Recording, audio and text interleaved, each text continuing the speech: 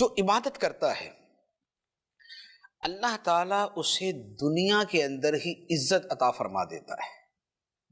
دنیا میں عزت بخشتا ہے، حتیٰ کہ عبادت میں بندہ اتنا آگے چلا جاتا ہے کہ خدا اس کا اتنا اکرام بڑھا دیتا ہے کہ بڑے بڑے بادشاہ اور سلاطین وہ اس کی خدمت کرنے کو اپنے لیے باعث سعادت سمجھتے ہیں۔ قرآن پاک میں اللہ تعالیٰ فرماتا ہے ان الذین آمنوا وعملوا الصالحات سیجعل لهم الرحمن ودا، بے شک وہ لوگ جو ایمان لائے اور جنہوں نے اچھے کام کیے ان کے لیے اللہ لوگوں کے دلوں میں محبت پیدا کر دیتا ہے۔ قریب ہے کہ ان کے لیے اللہ تعالیٰ محبت پیدا کر دے، اور یہ حقیقت ہم اپنی آنکھوں سے دیکھتے ہیں کہ عبادت گزار جو ان کے اعلیٰ درجے کے عبادت پر فائز لوگ ہیں وہ اولیاء کرام ہوتے ہیں،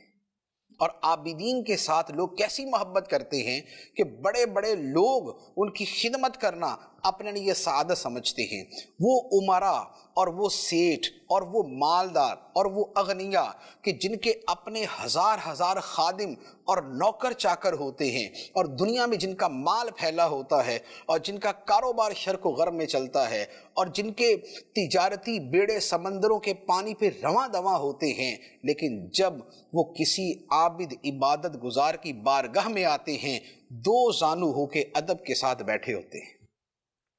اور خود ریکویسٹ کرتے ہیں، خود درخواست کرتے ہیں کہ حضرت اگر کوئی خدمت ہو تو ہمیں حکم ارشاد فرمائیں، کوئی کام ہو تو ہمیں حکم ارشاد فرمائیں، ہم آپ کے خادم ہیں۔ اور یہ یقین کیجئے یہ وہ چیز ہے کہ جو آج بھی ہم اپنی آنکھوں سے دیکھتے ہیں کہ جنہوں نے اللہ کی رضا کو اور عبادت کو اپنی زندگی بنا لیا اور اسی میں لگ گئے، بڑے بڑے جابر قاہر بادشاہ اس کی بارگاہ میں ادب سے حاضر ہوتے ہیں۔ اور جو اولیاء کرام کے واقعات کتابوں میں ہیں وہ تو سبحان اللہ، غوث پاک رضی اللہ تعالیٰ عنہ اور دیگر اولیاء کرام، کیا ہوتا تھا کہ بادشاہ چل کے آتا تھا اور اشرفیاں سونے کے سکے وہ منتیں کر کے پیش کرتا تھا، اور یہ اولیاء کرام قبول نہیں کرتے تھے۔ سرکار غوث پاک رضی اللہ تعالیٰ عنہ کی بارگاہ میں بادشاہ آیا اور اشرفیاں لے کے آیا کہ حضور تحفہ قبول کر لیجئے۔ آپ نے اس کو پکڑا اور اسے دبانا شروع کیا، اس میں سے خون نکلنا شروع ہو گیا، وہ خون نکل کے زمین پہ بہنا شروع ہوا۔ فرمایا بادشاہ لوگوں کا خون نچوڑ کے تم میرے پاس لے کے آتے ہو، اگر مجھے نبی پاک علیہ الصلوۃ والسلام کی تمہارے ساتھ نسبت کا لحاظ نہ ہوتا کہ بنو عباس کی حکومت تھی، اگر یہ نسبت کا لحاظ نہ ہوتا اس کو میں اتنا دباتا کہ خون چلتا چلتا تیرے محل تک جا پہنچتا۔ اور اس کے علاوہ سینکڑوں اولیاء کرام کے واقعات کہ یہ اہل دنیا ان کی بارگاہ میں حاضر ہوتے ہیں اور وہ ان کی طرف منہ نہیں کرتے، ان کی طرف رخ نہیں کرتے۔ تو یہ سارے کی ساری چیزیں کیا ہوتی ہیں؟ یہ وہ ہوتا ہے کہ جب